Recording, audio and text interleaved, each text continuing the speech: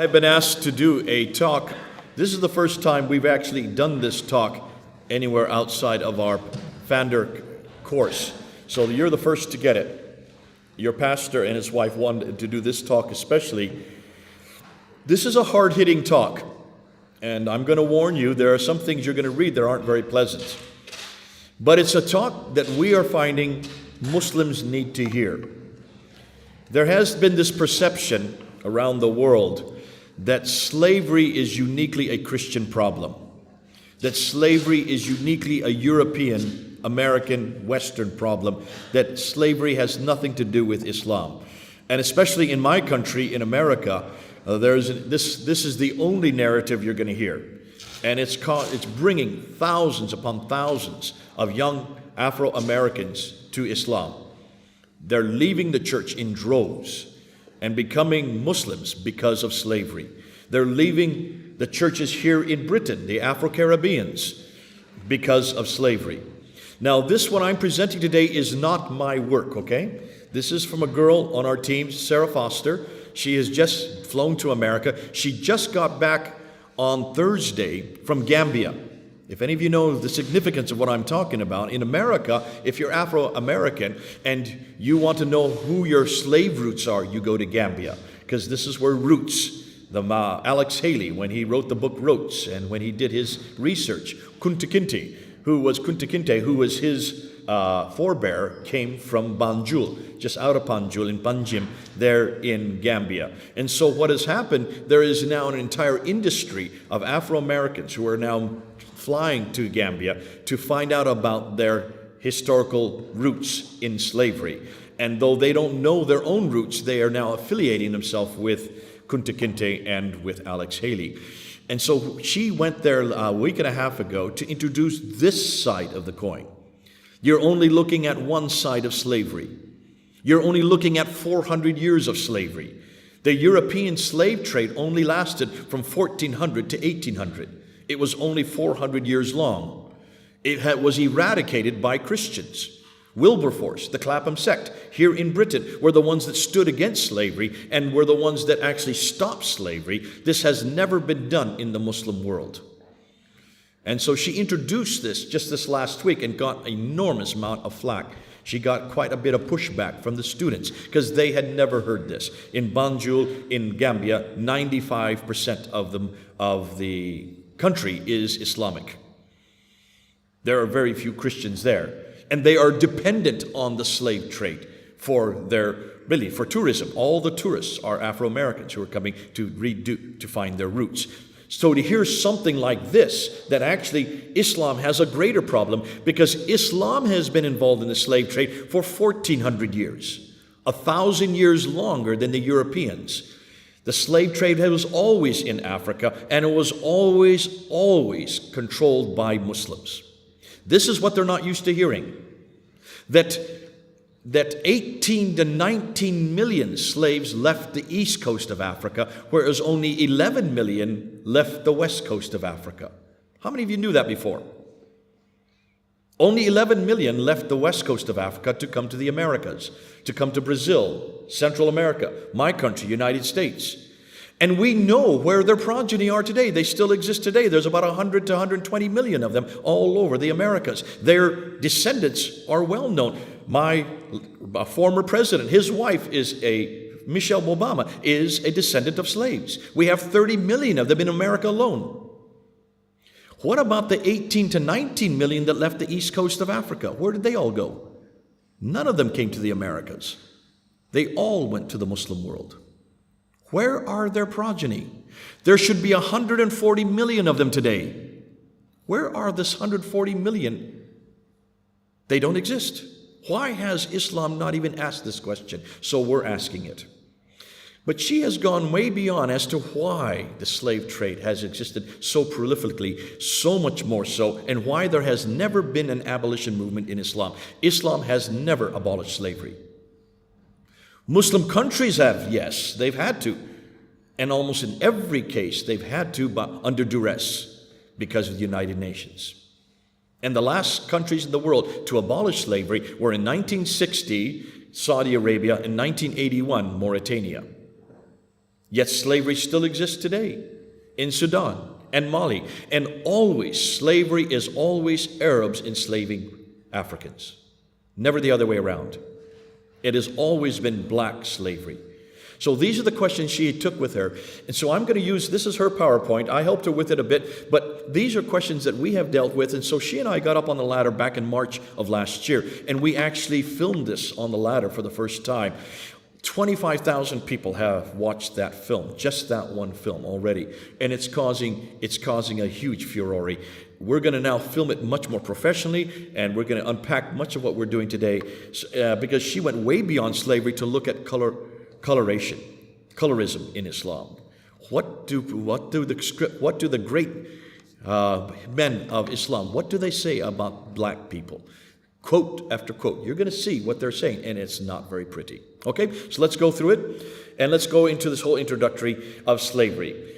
The Muslim position, the Christian position, and the comparisons between the two. Now, the first things first, what is slavery? It's defined as one of the things that everyone agrees is unethical. The Bible and the Quran use the term slave and slavery in both positive and negative ways. Is a slave a thing or a person? Well, the neutral definition would be a person who is the property of and wholly subject to another, a bondservant. That would be the neutral definition, or a person entirely under the domination of some influence or person.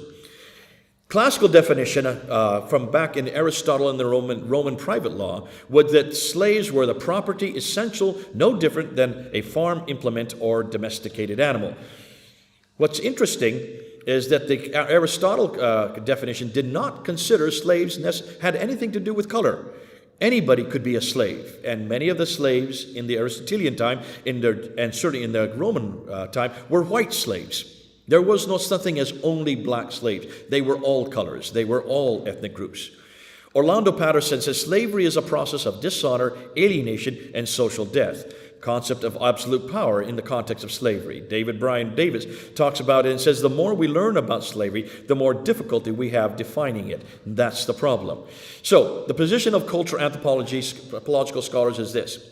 Scholars do not agree on a definition of slavery. The term has been used at various times for a wide range of institutions, including plantation slavery, forced labor, the drudgery of factories and sweatshops, child labor, semi-voluntary prostitution, bride price marriage, child adoption for payment, and paid-for surrogate motherhood.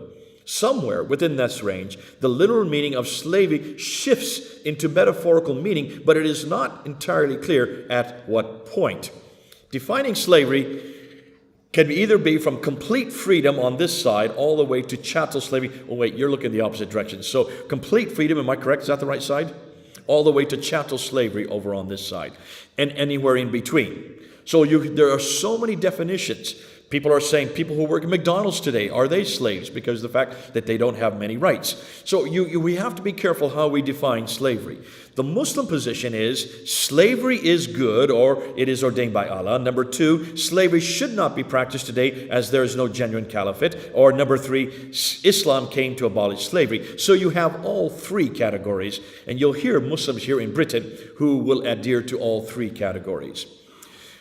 Permitted Islamic slavery, those who are prisoners of war, those who were born into slavery, all other forms they say have been abolished. That's what they say in Britain. But the status of a slave in Islam was very clear when you look at the Quran itself. Look at Surah 2, Ayah 178. O you who have believed, prescribed for you is legal retribution for those murdered, the free for the free, the slave for the slave. So the idea was like with like. In Surah 30, Ayah 22, and of his signs is the creation of the heavens and the earth and the diversity of your languages and your colors. Here's what's interesting, because this one is what was quoted just a few weeks ago when they had their National Day of Prayer in the United States after Trump's election. The National Day of Prayer, they had Muslims come up and quote this verse. This is the only verse you can find in the Quran that talks about diversity. Diversity of your languages and your colors. But it doesn't acknowledge as to whether or not one color is above the other in this verse. It was fascinating that they didn't go to 6 verses later, because it says just in 6 verses later that it's very clear that there are those who are slaves, those who are inferior to others. So there is maybe diversity in verse 32, but not in verse 22, but not in verse 28. 49, Surah 49, verse 13, O mankind, indeed, we have created you from male and female and made you peoples and tribes. So it doesn't really give a distinction whether or not one is above the other. It just says there's quite many people of you. So you can see the difficulty Muslims are going to have if they're going to say that slavery should be abolished according to the Quran. We can't find any verses for that. Now, there is the idea that there is a protected view of treatment of slave in Sahih Muslim. He who beats a slave without cognizable offense of his or slaps him, then expiation for it is that he should set him free. So there is this view that you need to be careful how you treat slaves. There's also the view in Abu Dawud, which is another one of the 6 major compilations of the hadith, that there was only one camel, even that you have lost. He then begat to beat him while the apostle of Allah, praise be unto him, was smiling. So here you have Allah even saying, yes, be careful of how you treat your slave. But when he saw one of his, Abu Bakr in this case, who later became a caliph, beating his slave, he smiled. So you can see an even contradiction amongst traditions as to how they're to be treated. We do know about the slave son of Muhammad, Zayd, that he was given a enlightened stature. In Al-Tabari, it says in the beginning, at the time of Zayd, Muhammad took Zayd to the steps of the Kaaba, where his legal contracts were agreed and witnessed, and announced to the crowds, witness that Zayd becomes my son, with mutual rights of inheritance. And many Muslims will point to this and see Muhammad even elevated the status of his son, his slave, as his son, proving that Muhammad elevated slaves. Al-Tabari, volume 39. In accordance with the Arabic custom of adoption, Zayd was thereafter known as Zayd ibn Muhammad and was a freed man, regarded socially and legally as Muhammad's son. Many Muslims will point to this and show this is proof of the magnanimity of Muhammad as a great model of how to treat slaves. In chapter 33, verse 40, Muhammad is not the father of any of your men, but he is the messenger of Allah and the seal of the prophets, and Allah has full knowledge of all things. Why did this verse get revealed? Al-Tabari tells us why. It was revealed because the Munafiqun made this a topic of their conversation and reviled the Prophet, saying, Muhammad prohibits marriage with the former wives of his own sons, but he is married the former wife of his own son, Zayd. What's going on here? To understand that, you need to go back in the traditions and realize what happened when Zaynab was the wife of Zayd, came to visit Muhammad. He saw her to be beautiful. Zayd then goes home and tells Zayd what Muhammad had said. Zayd immediately divorces his wife and lets Muhammad marry her. Now, of course, here's a problem, because if she is the wife of your adopted son, or the wife of your son in this case, this goes against every Arab probity. In the Arab world, nobody can marry the wife of your son.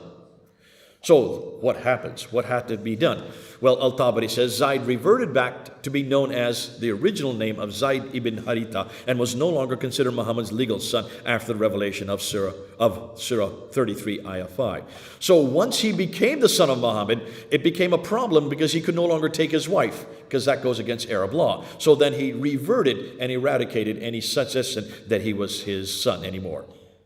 Again, to alleviate the problem with marrying Zainab. So the example of Surah 33:50, O Prophet, those indeed we have made lawful to you your wives to whom you have given their due compensation, and those your right hand possesses from what Allah has returned to you. Those your right hand possesses, those are slave women. So anybody is perfect. It's perfectly okay for men to have as their wives slave women. Manumission is something that's difficult in Islam, because where are you going to find reference to manumission? They do exist in the Quran in Surah 24, Ayah 33. There is a reference to contract being eradicated. Those who seek a contract for eventual emancipation from among whom your right hand possesses, then make a contract with them if you know there is within them goodness. And give them from the wealth of Allah, which He has given you. So it seemed to suggest in the Quran that slaves that want to be emancipated can do so. And Muslims love to point to Surah 24, Ayah 33. The difficulty is, what are you going to do with Surah 8, Ayah 67? O you who have believed, prescribed for you is legal retribution for those murdered, the free for the free, the slave for the slave, and the female for the female. Which means You can give a slave for a slave. So here it suggests that this alleviation from your Lord and a mercy, but whoever transgresses after that will have a painful punishment. Here you suggest that, wait a minute, you can't just let slaves go free, because slaves can be bartered back and forth, one for the other. That seems to suggest a difficulty with that first verse. So for Ayah 92 also suggests that you can give a slave to pay or two freed slave to pay the price of murder. Never is it for a believer to kill a believer except by mistake. And whoever kills a believer by mistake, then the freeing of a believing slave and a compensation payment presented to the deceased family. Or you can have a fast for 2 months, which seem to suggest that the slave is equal to fasting for 2 months. What does that do to what does that say about the importance of slaves, if that's with like and like? Or what about oath breaking? If you break an oath, the expiation of the feeding of 10 needy people, if you break an oath, from the average of that which you feed your own families, or clothing them, or the freeing of a slave. So here you have reference that when you want to expiate your breaking of oath, all you need to do is free a slave or fast for 3 days, suggesting that a slave is only worth 3 days of eating. Doesn't really give very much honor to the slave or show that they are in any ways equal to a human. What about Muhammad's example? Let's look at his example. What did he do? In Sahih Bukhari, it narrates that Bilal said to Abu Bakr, if you have bought me for yourself, then keep me. But if you have bought me for Allah's sake, then leave me for Allah's work. So Muslims would point to this and say, see, Bilal was freed as a slave. Sahih Bukhari continues to say, the freed slave of Ibn Abbas, that Maymuna bint al-Harith, told him that she manumitted a slave girl without taking the permission of the Prophet. On the day when it was her turn to be with the Prophet, she said, do you know, O Allah's apostle, that I have manumitted my slave girl? He, that's Muhammad, said, have you really? She replied in the affirmative and said, you would have got more reward if you had given her, in other words, a slave girl, to one of your maternal uncles. So here you have a contradiction. Muhammad frees a slave, but then he said it's better if he hadn't slave for the woman that wanted to free her slave. Sahih Muslim goes on. Ibn Huzayn reported that a person who had no other property emancipated 6 slaves of his at the time of his death. Well, that seems right. Until Allah's messenger comes along, called for them and divided them into 3 sections, cast lots amongst them, and set 2 free and kept 4 in slavery. And he, the Holy Prophet, spoke severely of him. Can you see these contradictions here? It looks like Muhammad at one point is saying, yes, emancipate one, but keep the others or divide them up. So why did he emancipate Bilal? Ask your Muslim friends this. And there's a reason why he emancipated Bilal. Because he was a muezzin. He had a beautiful voice. He needed him in the towers. That's why he emancipated him. It had nothing to do with his importance otherwise, other than the fact that he could use him for another reason. Sahih Bukhari continues on, a man manumitted a slave, and he had no other property than that. So the Prophet canceled the manumission and sold the slaves for him, proving that Muhammad was not against slavery. He was very much for slavery. He very much used slavery as a way of compensating others and as a way of also, like with like, paying off for their recompense. Sahih Bukhari continues with Muhammad. The Prophet said the freed slave belongs to the people who have freed him, or said something similar, proving that this is not really an emancipation. And these examples that people give about Muhammad show that he pretty much did what he wanted with the slaves he had. Now we get to colorism. What about colorism? What are we going to do with this? The farewell sermon is the one that Muslims love to bring up. Now, there is we don't know the context for the farewell sermon. We don't know when it was written. As we're finding out, much of this is written much, much later in redacted back. Redacted means put back on a different time period. But according to the farewell sermon, someone who heard the sermon of the Messenger of Allah in the middle of the day of At-Tashriq narrated to me that he said, O people, indeed, your Lord is one and your Father is one. Indeed, there is no superiority of an Arab over a non-Arab, nor of a non-Arab over an Arab, nor of a white over a black, nor black over a white, except by taqwa have I conveyed the message. They replied, you have conveyed it, Messenger of Allah. That seemed to suggest that Muhammad was saying we're all alike. White with white, black over white, no one's superior to the other, that everybody's the same. It almost sounds like it's been taken out right out of the Bible, doesn't it? Galatians 3:28. Tabari, volume 9, pages 112 to 113. Listen to my words. This is still in the farewell sermon. O people, for I have conveyed the message and understand it. Know for certain that every Muslim is a brother of another Muslim, and that all Muslims are brethren. It is not lawful for a person to take for his brother except that which he has given him willingly. So do not wrong yourselves. O Allah, I have now conveyed the message. When you read the rest of the farewell sermon, you'll see the context that Muhammad's referring about. Even if this was written much later, it's only to do with Muslims. Are you following that? So you need to read the entire farewell sermon to realize that this has nothing to say that one is equal to the other. It's only one Muslim is equal to another. Ibn Hazm in the 10th century talks about emancipation. God has decreed that the most devout is the noblest, even if he be a negress's bastard, and that the sinner and unbeliever is at the lowest level, even if he is to be the son of the prophets. Isn't it fascinating? You can see the distinction. Almost they're looking at two criteria. The lowest is the negress's bastard, and the highest is the son of the prophets, suggesting that they are at the bottom of the totem pole. Sunan Ibn Majah, volume 1, do not marry women for their beauty, which may destroy them, or for their money, which may corrupt them. For religion, a slit-nosed black slave woman, if pious, is preferable. You can already see that the words they're using here are very derogatory concerning black people. Muhammad had very strong views on the black color. Mughafal reported the apostle of Allah, Muhammad, as saying, were dogs not a species of creature, I should command that they all be killed, but kill every pure black one. The Prophet did not order the killing of all dogs, for some are to be retained for hunting and watching. He ordered to kill the jet black ones. They might be more mischievous than among them. Already you start to see this idea of being black is inferior, being black is being evil. Strong views on black continues. Abdar reported, this messenger of Allah said, when any one of you stands for prayer and there is a thing before him equal to the back of a saddle that covers him, and in the case there is not before him a thing equal to the back of the saddle, his prayer would be cut off by passing of an ass woman and a black dog. I said, O Abu Adar, what feature is there in a black dog which distinguish it from the red dog and the yellow dog? He said, O son of my brother, I asked the messenger of Allah as you are asking me, and he said, the black dog is a devil. Have any of you heard these quotes before? These are probably all new to you. These were new to us. I had not heard these before. And yet these are all found in their own traditions. Bukhari, strong views on black again. The Prophet said, I saw in a dream a black woman with unkempt hair going out of Medina and settling in Mahia.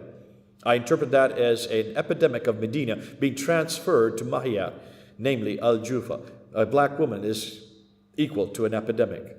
It was narrated that Jabir said, Abu Kuhafa, what was brought on the day of the conquest of Mecca, and his hair and beard were white like the Tagama. The messenger of Allah said, change this with something, but avoid black. Now we come to the whole hierarchy within society, and this is something you'll find within Islam. There is an enormous amount of hierarchy, and look and see who and what make up the hierarchy. Piety overweighs blackness, and impiety overweighs whiteness. Alam al-Dudi says, Islam is not just a religion, but a revolutionary ideology and program which seeks to alter the social order and rebuild it in conformity with its own tenets and ideas. And what is this order? Well, let's see what Al-Tabari said, who is the first to write the tafsir in the 10th century. Arabs are the most noble people in lineage, the most prominent and the best indeed. So it turns out that those who are at the top of the hierarchy are the Arabs themselves. We were the first to respond to the call of the Prophet. We are Allah's helpers and the viziers of His messenger. We fight people until they believe in Allah. He who believes in Allah and His messenger has protected his life and possessions from us. As for one who disbelieves, we will fight him forever in Allah's cause. Killing him is a small matter to us. Again, Ibn Taymiyyah, writing in the 13th century and the 14th century, a man married a maidservant who bore him a child. Would that child be free, or would he be an owned slave? Her child, whom she bore from him, would be the property of her master, according to all the imams, heads of the 4 Islamic schools of law, because the child follows the status of his mother in freedom or slavery. If the child is not of the race of Arabs, then he is definitely an owned slave, according to the scholars. Isn't that interesting? So the definition of whether you are a slave or not is whether you belong to an Arab. But the scholars disputed among themselves if he was born from the Arabs, whether he must be enslaved or not, because when Aisha had a maid slave who was an Arab, Muhammad said to Aisha, "Set this maid free, because she is from the children of Ishmael." Fascinating. They're the definition of who the slaves were to be. So what happened prior to what we know as the transatlantic slave trade, which began in 1400 BC? 1400 AD. Take a look at the timeline there. You see 1407 over there on the right. Look at all these names. I just want you to look at these names. These are household names. Al-Jahiz, Ibn Qutayba, Al-Tabari. They're from the 9th up until the 10th century. Al-Muqaddasi in the 10th century. Ibn Sina in the 11th century. Jumping up to Nasr al-Din al-Tusi in the 13th century. Ibn Taymiyyah, the 14th century. And Ibn Khaldun in the late 14th century. Take a look at these names. These may not be familiar to you coming from the West, but any Muslim will know these names. These would be the John Calvins. These would be the Luthers. These would be the great men of God, the Augustines of the Muslim world. These are the ones that every Muslim follows. What we're going to do is look at how they look and see what they said about black people, about Africans. All of this is before the European slave trade. So this predates long before Europeans got into this. Look at Al-Jahiz, 9th century. We know that the Zanj, that's the name in Arabic for blacks, are the least intelligent and the least discerning of mankind, and the least capable of understanding the consequences of actions. Al-Jahiz goes on to say, like the crow among mankind are the Zanj, African blacks, for they are the worst of men and most vicious of creatures in character, in temperament. Al-Jahiz also says, they, the Shu'ubiyah, which is a group amongst the Zanj, maintain that eloquence is prized by all people at that time. Even the Zanj, which are the black Africans, despite their dimness, their boundless stupidity, their obtuseness, their crude perceptions, and their evil dispositions, make long speeches. Now, how many of you heard these quotes before? And when you ask Muslims, they're not even aware that these great men of God would say such things long before the Europeans got into this. Blacks are ugly and misshapen because they live in a hot country, according to Ibn Qutayba in the 9th century. Al-Muqaddasi, writing in the 10th and 11th century, of the neighbors of the Buja, Muqdasi had heard that there is no marriage among them, and the child does not know his father, and they eat people, but God knows best. As for the Zanj, they are the people of black color, flat noses, kinky hair, and little understanding or intelligence. Ibn Sina, household name. Everybody knows this name. In the 10th and 11th century, blacks are people who are by the very nature slaves. Nasr al-Din al-Tusi, writing in the 13th century, if all types of men are taken from the first and one placed after another, like the Negro from Zanzibar in the southernmost country, the Negro does not differ from an animal in anything except the fact that his hands have been lifted from the earth, in no other peculiarity or property, except for what God wished. Many have seen that the ape is more capable of being trained than the Negro and more intelligent. Can you imagine repeating this today? And yet this is something Muslims have never read. When we read these to Muslims, they say, this can't be Nasr saying this. No man of God would say this. And yet this is not being permitted to be brought into our schools in America. And yet, can you understand, when black Afro-Americans start reading this, if they start to read, this is the religion they're adopting, because it has no problem with slavery, it has no problem with coloration or colorism. They've got to go back and see how people who are the greatest thinkers of Islam, this is what they thought of Afro-Americans, of Africans. Ibn Khaldun, listen, Khaldun, you all know this name. Highly prized amongst Muslims. Therefore, the Negro nation are, as a rule, submissive to slavery because Negroes have little that is essentially human and have attributes that are quite similar to those of dumb animals, as we have stated. Beyond known peoples of black West Africa, to the south, there is no civilization in the proper sense. There are only humans who are closer to dumb animals than to rational beings. They live in thickets and caves and eat herbs and unprepared grain. They frequently eat each other. They cannot be considered human beings. I mean, to me, it's just absolutely heinous to read this kind of stuff. And yet this comes from the greatest thinkers of Islam. Take a look and see where the timeline is, just to remind you what we're talking about. Edward William Lane on Egyptian slavery, he talks about Egyptian slavery, and he says the price of a white slave girl is usually from the treble to tenfold that of an Abyssinian, and the price of a black girl about half or two-thirds, or considerably more if well instructed in the art of cookery. The black slaves are generally employed as menials. So looking and understanding when they're in Egypt, he could see this differentiation. Yet what's interesting is when you look at Muhammad, take a look at what Al-Bukhari and Sahih Muslim and Ibn Dan, look at the traditions say about Muhammad, that he had white legs, that he had a white forearm, that Muhammad had white armpits, that he had white abdomen and belly, that he had white skin, that he had a handsome white face. I wasn't aware of this until Sarah showed me this. When you look at how the description of Muhammad is, he is not a black, he's very much a white. Why are the Arabs so concerned that Muhammad be white? Unless there is this coloration, this colorism already imbued in their very thinking. They wanted so much to believe that he was a white man. The appearance of Muhammad, not completely white, according to Al-Bukhari, chapter 4, 56. And then Ibn Musa al-Yasunbi says, anyone who says the Prophet was black should be killed. Fascinating. Can you see why we've got to get this into schools? Why Muslims need to read. This is the elephant in the room that they have not talked about. This is their great men of God, and this is how they felt about black people. Colorism in Islam. Pre-Islamic view on color, pre-Islamic literature. This is before the 7th century. When you look at Arab literature, according to Bernard Lewis, he said sometimes describe themselves as black in contrast to Persians, who are red, but at other times as red or white in contrast with Africans, who are black. The characteristic color of the Bedouin is variously stated as olive or brown. So there was not a problem. Prior to Islam, there was not a problem with coloration amongst the Arabs. They really did not have any idea of looking down on black people. They themselves even noted at the times that they were black. During the period immediately following the death of the Prophet in 632 AD, the great Islamic conquest took the new faith to vast areas of Asia and also to Africa. A new situation was created, and many changes can be observed in the literature of the time. The first of these is the narrowing, specializing, and fixing of color terms applied to human beings. In time, almost all disappear apart from black, red, and white, and these become ethnic and absolute instead of personal and relative. Together with this specialization in fixing of color terms comes a very clear connotation of inferiority attached to darker and more specifically black skins.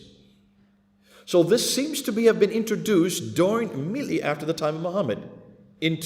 Looks like it's Islam that introduced this idea of the heinousness of the black skin or the black color. Attitudes in literature, early Islamic period. Take a look at African origin poem Suhain in 660. If my color were pink, women would love me. But the Lord has marred me with blackness. Though I am a slave, my soul is nobly free. Though I am black of color, my character is white. I am covered with a black garment, but under it there is a lustrous garment of white skirts. Even this, can you see the colorisms coming in to their poetry? This is 660. This is 30 years after Muhammad's death. 776, now we're another few generations later. We are alike in color, our faces are black and ugly, our name are shameful. What happened from before Islam versus the introduction of Islam? Jahiz of Basra that we referred to earlier. It is part of your ignorance that in the time of heathendom, that is pre-Islamic Arabia, you regarded us blacks as good enough to marry your women, yet when justice of Islam came, you considered this wrong. Even he recognized that Islam brought this idea that there's something wrong with the black people, and you wouldn't let us marry those of us who are black. When we look at the Quran and the Hadith, the Quran, of course, being the original, their primary revelation, the Hadith being secondary revelation, Bernard Lewis says black is somehow connected with sin, evil, deviltry, and damnation, while white has the opposite associations. Surah 3, Ayah 106, on the day, that means the day of resurrection, when some faces will become white and some faces will become black. As for those whose faces will become black, to them will be said, did you reject faith after accepting it? Then taste the torment in hell for rejecting faith. So those who are going to hell have black faces. Surah 39, Ayah 60, and on the day of resurrection you will see those who lied about Allah with their faces blackened, is there not in hell a residence for the arrogant? Again, suggesting there's something wrong with the color black, even in the Quran. In the traditions of the Hadith, Jami al-Tirmidhi, one of the six most authoritative Hadith, Ibn Abbas narrated saying, the Messenger of Allah said, the black stone descended from paradise, and it was more white than milk. Then it was blackened by the sins of the children of Adam. That's the black stone that's now in the Kaaba. Al-Bukhari narrated Anas ibn Malik saying, Allah's Messenger said, you should listen to and obey your ruler even if he was an Ethiopian black slave whose head looked like a raisin. Sunan al-Nasa, another one of the six, Musa al-Masabi, narrates this, that Jabbar said a slave came and pledged the Prophet to emigrate, and the Prophet did not realize that he was a slave. Then his master came looking for him. The Prophet said, sell him to me, and he bought him for 2 black slaves. Then he did not accept the pledge for anyone else until he asked, is he a slave? What about the treatment of black slaves? Dr. John Nzuma has probably done the best work on looking at slavery. He himself is from Ghana. He was a descendant of slavers. It had bothered him that his family were the ones that enslaved others and then sold them to the Arabs. And so he decided to do his doctoral thesis here at the University of Birmingham, here in Birmingham. And he came up with his thesis just about 10 years ago, and he was the one that actually looked at the numbers, looking from the east and the west coast. And he noted that in areas like North Africa, the Middle East, and Turkey, black slaves did the meanest and hardest work. The first generation and plantation slaves in Muslim lands were as harsh and cruel as any other such system, while successive generations of all slaves had to live under the weight and stigma of racial and social discrimination. Al-Tabari talks about the Zanj, the African blacks employed in groups of 500 to 5,000 in salt marshes of southern Iraq. Their condition was extremely bad, and they were literally pinned down there hopeless and homeless. This bad treatment led to numerous slave revolts beginning in 689 AD. And when you look at the map of Africa, just take a look and see where Mecca and Medina is. You can see it there on the map. And take a look at the concentric brown lines that move out further and further from the dark brown to the lighter brown to the pink and then to the yellow. Those are the ages of growth. When you look at Islam, you will see it grew starting from Medina, moving out and out further and further until by 639 and then 661 it had controlled, and by 685, by the end of the 7th century, it controlled all the way from Senegal in West Africa all the way to the Mongol Empire, which is northern India and the western coast of India. So from India in the west to Senegal in the east. The other way around. Senegal in the west to India in the east. From 639 AD, the trade routes from Africa and Asia, and take a look where most of the trade routes went. Interesting thing is, the Africans didn't go on that trade route. So where did this all come from? Where did this slave come from? Now, historian David Goldenberg states that this idea of the blacks being inferior came from the idea of the curse of Ham.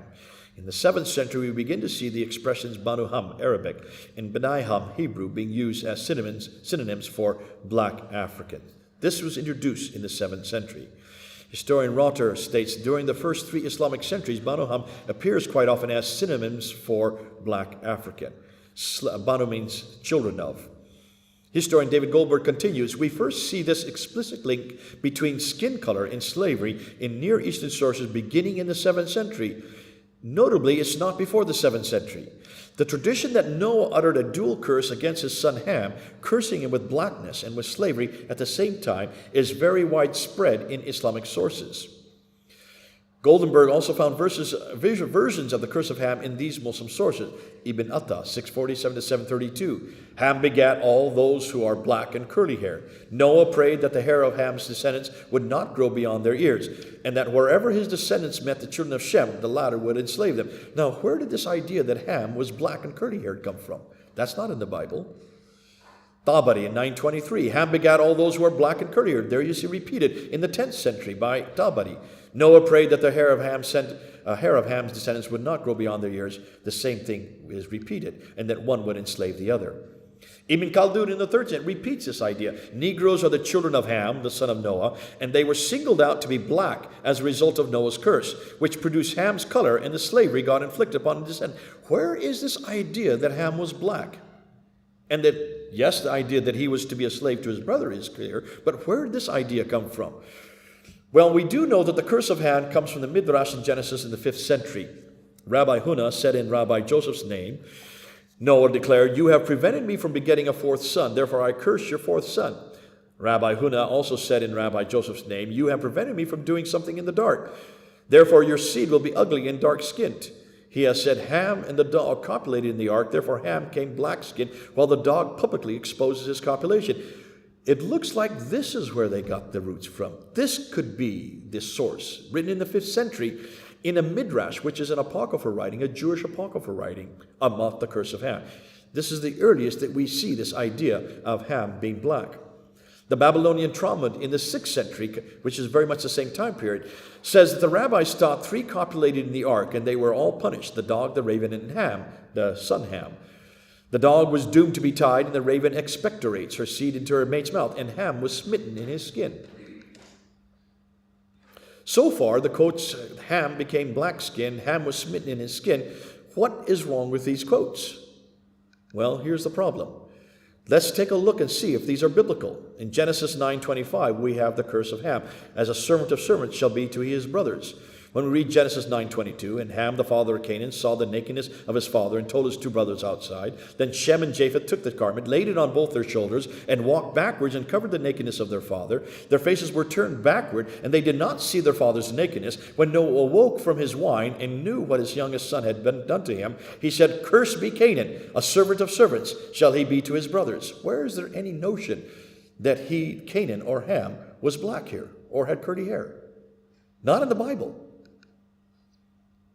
The Ethiopian scholar Ephraim Isaac, in rabbinic literature, referring to those 2 quotes that we saw from the 5th century, we do not have or find an implication that the descendants of the accursed Canaan are black or African people. Indeed, there was never a question in rabbinic thought. It was Cush and not Canaan who inhabited Africa south of Egypt. So here you get, according to Goldenberg, the claim that 2 Aggadic folk tales representing 0.0006% of the overall Talmudic corpus and transmitted by 2 of 1,500 personalities represents the Talmudic view sounds a little ridiculous. Taking only 2 references out of 1,500 references and saying this is what the Bible is saying. But these were only introduced in the 5th century AD. Can you see the problem? How did these attitudes, not in the Bible, get into Islam, therefore? The Cave of Treasures, Ephraim in Syria, in 373 AD, and Canaan was cursed because he had dared to do this, and his seed became a servant of servants. That is to say, to the Egyptians, and the Cushites, and the Mysians, and the Indians, and all the Ethiopians whose skins are black. And because Ham had dared to make a mock of his father, he was called vile or lascivious all the days of his life. From 639, we have the Arab conquest into Africa, and there is very little evidence of slave raids in Africa before the Muslim involvement. An Ashanti ruler stated, which is interesting, this predates the Muslim coming into Africa, "I cannot make war to catch slaves in the bush like a thief. My ancestors never did so," suggesting that this was not something that was done before Islam. In 652, the penetration of Islam, we find an agreement made between Muslim Egypt and Christian Nubia requiring Nubia to supply 360 slaves annually to Egypt. In addition to 360, another 40 were sent annually, either for the Arab officials handling the transaction to compensate for an estimated 10% loss during the transport. It looks like this whole idea of slavery was introduced then in the 650s, or roughly from about 20 years after Muhammad, going up to Egypt. David Bryan Davis comments that by the 8th and 9th century, Arab writers were then writing, increasingly invoked the biblical curse of Canaan to explain why the sons of Ham had been blackened and degraded to the status of natural slaves as punishment for their ancestors' sin. But where did this curse of Canaan support any notion that these were Africans or blacks? William Evans observes that by the 10th century, the curse had been modified to exempt Egyptians and Berbers. Well, isn't that convenient? Arab Islamic slave raids, therefore, are a precursor to the transatlantic slave trades. Edwin Yamuchi concludes, "We see that over the centuries, an obscure text," these 2 texts that we see from the 6th century, "was so interpreted by medieval Jews to explain the blackness of Africans, and was then used in turn by Arabs, Europeans, and North Americans to justify slavery, and until recently by Mormons to exclude blacks from their priesthood." Bernard Lewis says the myth of Islamic racial innocence was a Western creation and served a Western purpose. Then in the 18th century, the philosophers of the Enlightenment had praised Islam for its lack of dogmas and mysteries, its freedom from priests and inquisitions and other persecutors, recognizing real qualities but exaggerating them as a polemical weapon against Christian churches and clergy, and completely sloughing over the other quotations that we read earlier from Islam concerning black people. Goldenberg says Lewis did not find any anti-black sentiment in Arabia until the 7th century conquest of Africa and the enslavement of its inhabitants. Snowden and Thompson similarly did not find a prejudiced view of blacks in ancient Greece and Rome. In those earlier times, color did not define a person and was not a criterion for categorizing humanity. In fact, slaves were of all colors. There was no distinction of one color over another. James Harrell then says that Roman slaveholders were neither paternalistic nor racist in the modern sense of the term. Race itself is a modern construct. Although there was views about differing ethnicities in antiquity, there was no so-called scientific theory of skin-colored race until the 19th century. Goldenberg goes on, we first see this explicit link between skin color and slavery in Near Eastern sources beginning in the 7th century. We note its first appearance in Christian West as soon as Europe discovered black Africa and began to engage in the slave trade. And there you can see a map of the slave trade. Now take a look. Even in this map, what's wrong with the map? What's going wrong on the right side? Look at the green lines of East Africa coming down around the Cape. There is no known documentation of any ships coming around the Cape of Good Hope for one very good reason. They couldn't have lasted. No ships could go around there because it was so dangerous. And there would be no reason to take East African coast slaves over to the West. All the slavery that went to the Americas came from the West Coast. What's missing in this map are the numbers. The numbers are missing here. When you look at the numbers, let's just go back. Those who have done the numbers before Dr. John Azumah did are Austin, Lovejoy. These are the two that probably have done the most work. And when you look at the numbers, I don't know if you can see it there, take a look at the entire Atlantic slave trade, and they put the Atlantic slave in millions to 11.7 million. Do you see that there? Can you see that right down? And the size millions come over from the Atlantic slave trade. The Islamic total is 17 million. Can you see all the red lines going from North Africa? Where did all those slaves go to? They all went up to the Middle East. And he said that you need to add as well. And that's where he came up from anywhere from 18 to 19 million that left the North Africa and the east coast of Africa, all of them going up into the Middle East. Dr. John Azumah noticed that 11 to 12 million left the west coast of Africa. We know where their progeny are, around 100 million. Where 17 to 18 million left the east coast of Africa, we don't know where their progeny now. There should be about 140 million. This is the elephant in the room that Muslims have not dealt with. They have not dealt with their slave past, nor have they dealt with the progeny of those slaves, the descendants of those slaves. Where are their descendants today? Why can't we see wholesale descendants? There is a reason, and this is what John Azumah found. He noticed that in Africa, Islamic slave raids, 2 out of every 3 slaves were women. They didn't need men for one very good reason. The transatlantic slave trade, 2 out of every 3 slaves were men.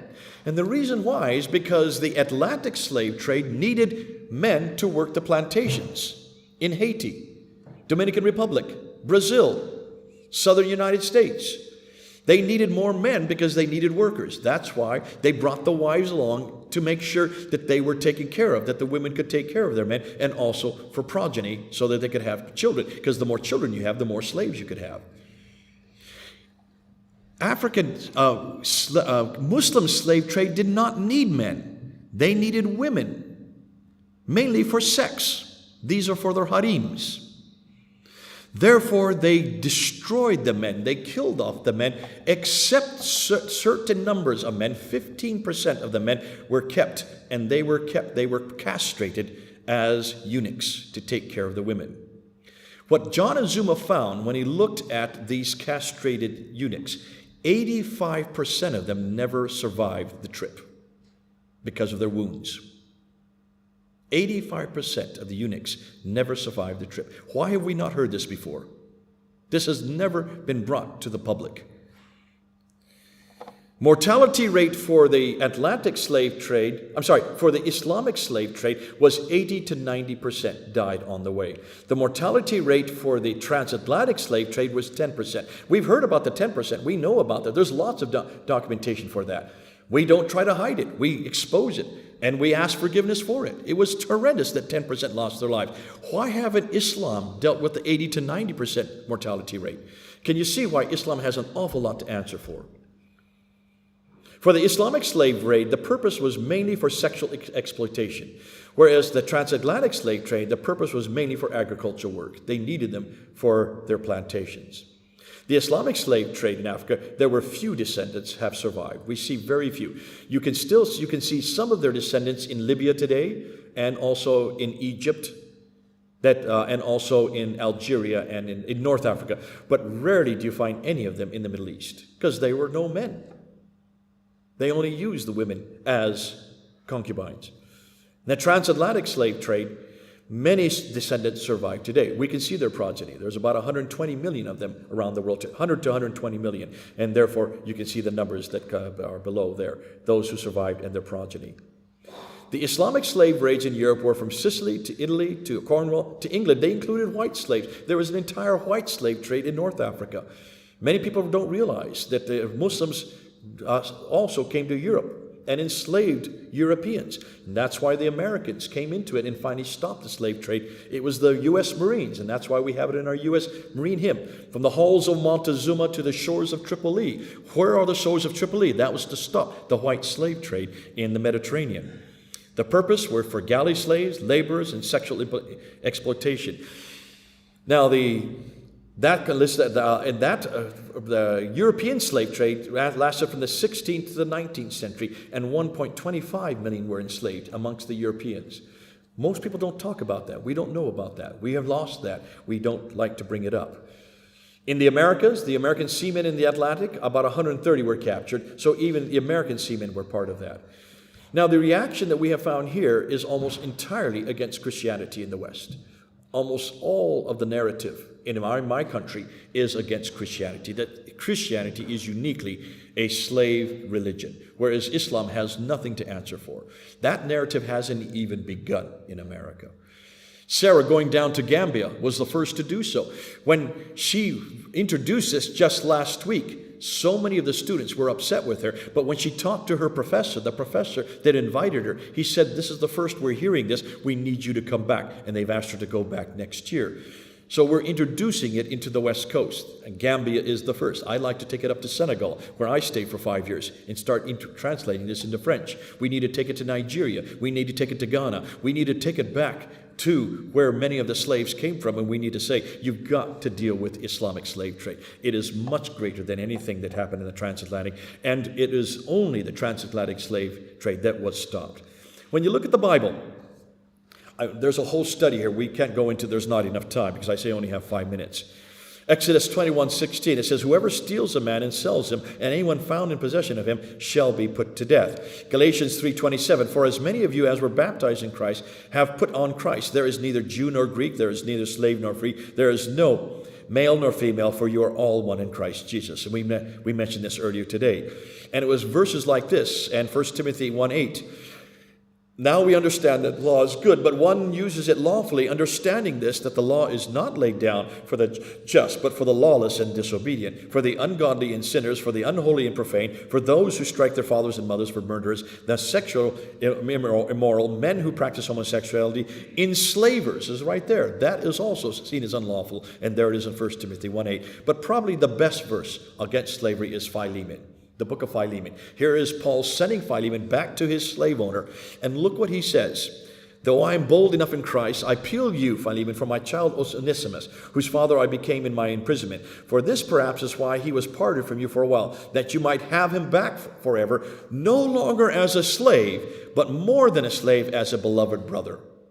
So he redefines the whole relationship between a slave and a slaver as no longer a slave and a slaver. Now you are brothers in Christ. Redefines it there in verse 16. So if you consider me to be your partner, receive him as you would receive me, confident of your obedience. You are to treat him like you treat me. He is to be equal, no longer your slave. Beautiful when you see that. Slavery in the Bible, that it was a consequence of the fall. All experienced slavery to sin. God is no respecter of persons. A great example is the children of Israel in Egypt, and the greatest example is Jesus himself. So when you do a comparison, let's just do a comparison with Islam and Christianity when it comes to slavery. Islam, you are a slave to Allah, you're still a slave to Allah. In Christianity, you're made in God's image, a slave to sin, but through Christ, you become a child of God. And take a look and just do a comparison between a child of God and a slave of God. A slave of God over here, well, as you can say, I say to my Muslim friends, if you're a slave of God, remember, the most popular name for a young boy after Muhammad is Abdul. Abdul Rahman. Abdul Rahman. Abdul means slave of. One of the names of God. So whenever you hear someone called Abdul, he is a slave. And that's how they look at themselves vis-a-vis their God. They are slaves to God. So a slave of God, can he talk to his father? Did I say father? Boy, slap me in the face. Can he talk to his master? Absolutely not. Can a child talk to their father? Yes, they can. Can a slave argue with the master? No, they cannot. Can a child argue with his father? You should know, I'm a father. I have 3 sons. Can a slave critique his master? Absolutely not. Can a child critique their father? Yes, of course. Can a slave reject his master on pain of death? Can a child reject their father? Absolutely. Look at the prodigal son. One of the best stories we have in the New Testament is a son who rejects their father. And what does the father do? The father waits and waits at the door, waiting for his son to come home. See, the God we have treats us as children of God, not as slaves of God. And as children of God, we can reject our Father, but he always is waiting for us to come home again. And when he sees us in a distance, he runs out and he grabs his son and he brings him back to a feast. He rejoices when his son comes home. That's the kind of relationship we have to God. We are children of God. Muslims will always be slaves of Allah. They never lose that capacity. William Wilberforce says the private faith that does not act on the face of oppression is no faith at all. When you look at the comparisons between Christianity, Christian narrative, and Islam, Christianity is on this side, right? Or is Christianity on this side? Sorry. I'm looking backwards here. So Christianity on this side, the narrative is slavery to freedom. Islam, slavery to slavery. Christianity, it's voluntary. Islam, it's involuntary. Freedom in Yahweh was always the plan. Slave to Allah was always the plan. Jesus did not trade in or own slaves. Muhammad traded and owned many slaves. Jesus set the world free. Muhammad bought more slaves than he freed. Our freedom was costly. Freedom is a mere monetary value. Color not important in Christianity. Color is absolutely frequently mentioned amongst the scholars. God himself fought for our freedom. Muhammad fought to capture slaves. Abolitions were all uniquely Christians. The only abolition movements we can see were all run by Christians. Many of them by the Quakers in this country. It was the Quakers who were at the forefront of the abolition movement here. Long before Wilberforce got into it, it was the Quakers who were the ones that wanted to eradicate slavery. The Moravians, the other great group, many of whom even became slaves so they could preach the gospel to them. They took on slavery themselves so they could go on the slave ships and actually preach the gospel, knowing they'd be slaves for life. They found it that important. You don't find any of that. There's no abolition. I've asked many Muslims, can you show me one abolition movement of abolition of slavery? There is none. We just can't find any in 1400 years. It doesn't exist. From 1807 to 1815, Europeans eradicated slavery. Saudi Arabia did not eradicate it until 1960. Mauritania in 1981. That was under duress of the United Nations. The USA has had a war against slavery. There is no war in Islam to eradicate slavery. European countries have admitted and apologized for the slavery. Muslim nations have never apologized, even recognized that they had slaves. Slavery does not exist today in the West. Only Muslim countries still enslave.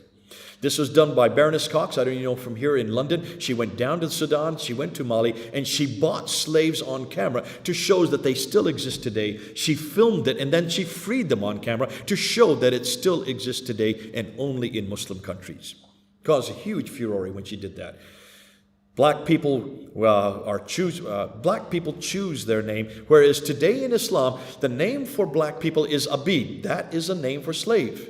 That Abid means slave. Even the name in Arabic for a black person is slave. It's imbued even into the language. Black people immigrated to Europe, and few blacks go to Arab countries today anymore. Christianity has an answer for slave. Islam has no answer. Has not even dealt with it. Conclusion, Galatians 5:1. For freedom Christ has set us free. Stand firm, therefore, and do not submit again to a yoke of slavery. Folks, we need to get this out into the public sphere. We need to have especially Afro-Americans and Afro-Caribbeans to hear this, because there is a hemorrhaging happening within the Afro-Caribbean churches and the Afro-American churches, because they don't know how to deal with their slave past. When in reality, Islam is coming and saying, come on to us, because we don't have a problem with slavery. Yet Islam has an enormous problem with slavery, which they have yet to recognize. When you look at the historical environment, when you look at the manuscripts, when you look at the Quran, when you look at the traditions, when you look at these great men of Islam and look and see what they felt about black people, when you quote them verbatim, Ibn Khaldun, Ibn Sina, Ibn Taymiyyah, these are household names. Muslims need to deal with their slave problem. And they need to come back to Jesus Christ. For there is no slave nor free. All are equal in Jesus Christ. Good. Thanks for your time.